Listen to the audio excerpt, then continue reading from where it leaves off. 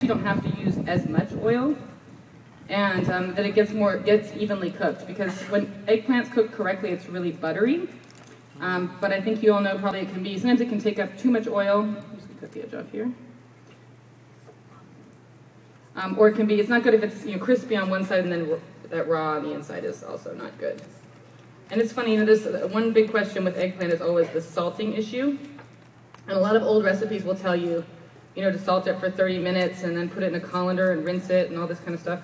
For me, I feel like you lose a lot of the texture. And one of the great things about using this super fresh produce that we're buying from the farmer is that the eggplant's actually really fresh and it tends to not have that bitterness. A lot of times people were trying to get the bitterness out, and our eggplant doesn't really have bitterness because it's really fresh. So I'm just going to let that kind of sit here. The salt will kind of penetrate in a little bit, and also it'll bring out some of the water, which will again make it kind of creamier and richer as it's cooking.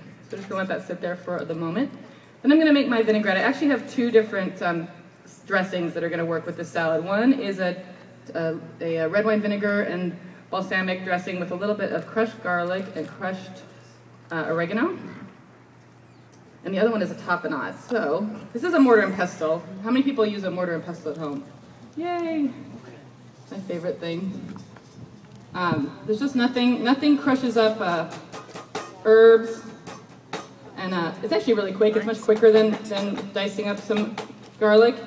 And when you're using herbs, it really crushes the herbs and gets all the flavor out of them in a way that chopping doesn't. And when you're making, we do a lot of salsa verde, kind of fresh herb-based salsas and dressings.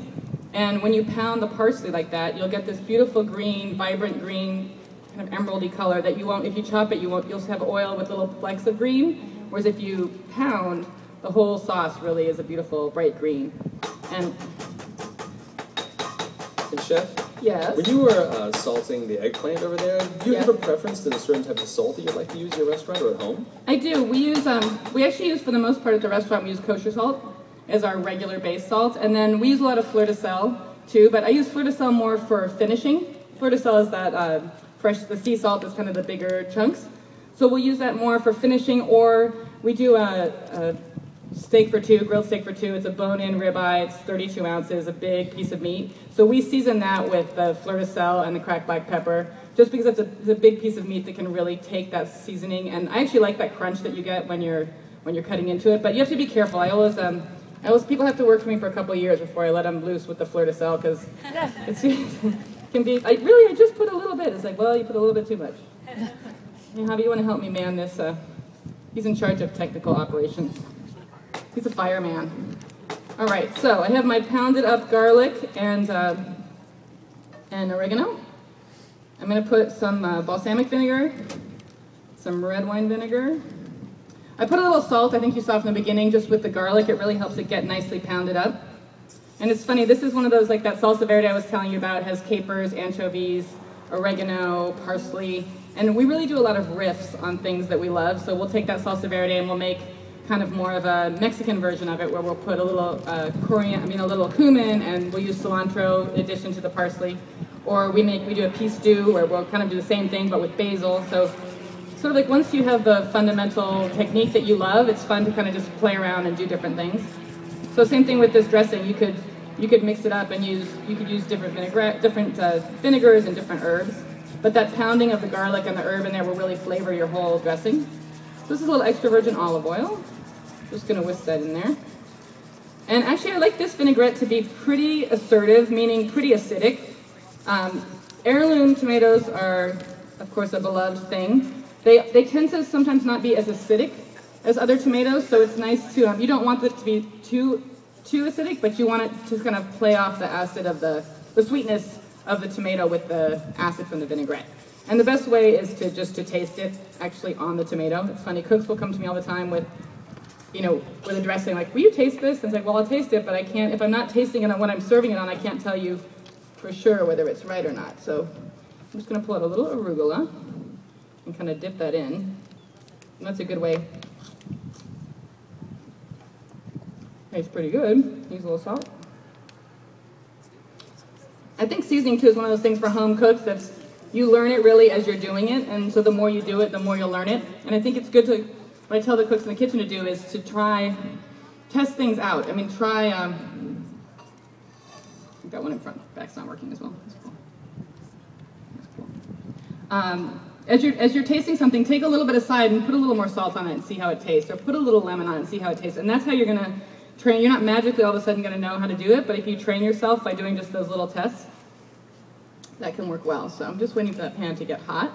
If you can see, there's little sort of beads of water that have come up from the eggplant. I'm just going to pat that off so that things don't saute very well when they're wet. And Chef? Yes? As far as when people take things home with them, as far as the knowledge, when you're cooking at home, is there a certain type of extra virgin olive oil that you would recommend people getting that is more fruity or more tannic or however you would like to describe it? You know what, I love to have, at home I have the same thing we have at the restaurant, which is a combination of a really good basic cooking oil, like a high quality oil. I use a lot of olive oil, so I use it, if I'm sauteing something with vegetables, I want something that's going to be as good as something I would use in a vinaigrette. So it's nice to find, actually California Olive Ranch, which is a local producer, really delicious olive oil. Before we opened Tavern, we did a blind tasting of about, I think, 15 or 16 olive oils. And we did, I mean, the most high-end boutique Italian oils. We did everything, the whole span. It was blind, and it was my whole, you know, all the sous chefs and our front of the house staff, too, front of the house managers, too. So my pan's nice and hot. I can tell because I put my hand in it. My mom loves when I do that. I think another thing people sometimes don't do at home is make sure that your pan's hot enough. That's, I think, a lot of the trouble with things sticking. It's just that your pan's not hot enough. And you can do that little test where you put a little drop of water in it and you'll see it kind of beads up.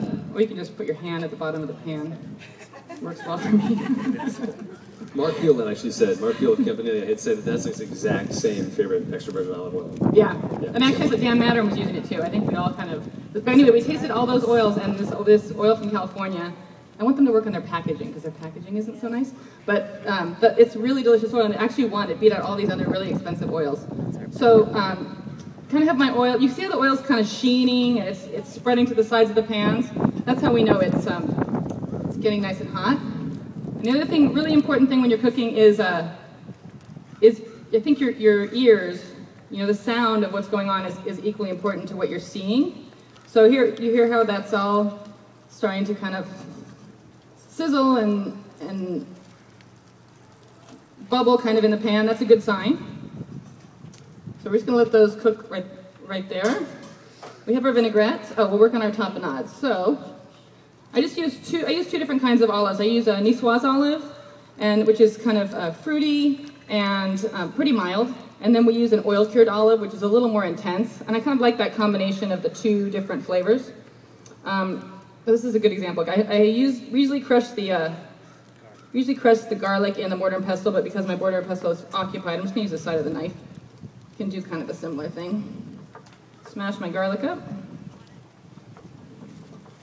And I'm going to chop up some anchovy and capers. I have a little fillet of anchovy. Just going to be keeping an eye on this. Just making sure it's not burning, but that it's cooking along. And I think, again, sometimes I think people fidget with stuff in the pan too much. It's just let it sit there and cook. And keep an eye on it, but don't worry about moving it around too much. And then I have my anchovy. A little bit of capers. We use a salt-cured caper. We just soak them in water. And this is another one of those sauces. Like if you make tapenade and you just have it in your fridge, you will find